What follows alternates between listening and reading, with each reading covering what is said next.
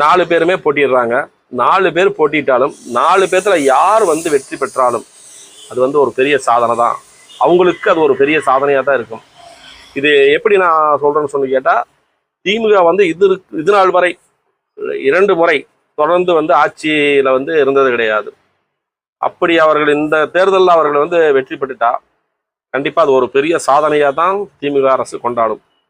அவருடைய தொண்டர்கள், தலைவர்கள் எல்லாத்துக்குமே ஒரு பெரிய ஒரு உற்சாகத்தை ஏற்படுத்தி கொடுக்கும். அது ஒரு பெரிய சாதனையாக தான் அவங்க எதிர்பார்ப்பாங்க.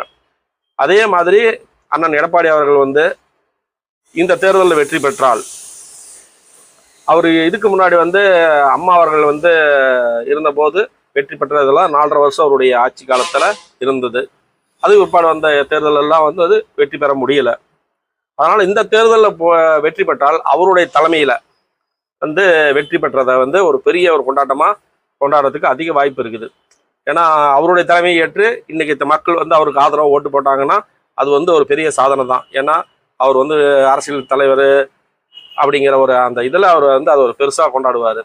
அதுக்கு அடுத்ததாக எடுத்துட்டா தமிழக வெற்றி கழகம் விஜய் அவர்கள் அரசியலுக்குள்ளார் வந்து ரொம்ப நாள் கிடையாது, கொஞ்ச நாள் தான் ஆகுது. அதுக்குள்ளாரையே வந்து வெற்றி பெற்றுட்டா அதுவும் ஒரு பெரிய சாதனை தான். வந்த இந்த ஒரு குறுகிய காலத்துக்குள்ளாரையே ஒரு பெரிய வெற்றி அடைஞ்சிட்டாரு, பரவாயில்ல அப்படிங்கிற அளவுக்கு அரசியலில் ஒரு பெருசாக பேசப்படும். அதே போல் அண்ணன் சீமான் அவர்கள் அரசியல் களத்தில் நிறையா இருந்தாலும் அவரும் வந்து வெற்றி பெற்றுட்டா அது ஒரு பெரிய சாதனை தான். ஏன்னா தமிழ் தேசியத்தை பற்றி பேசிட்டு இருக்காரு.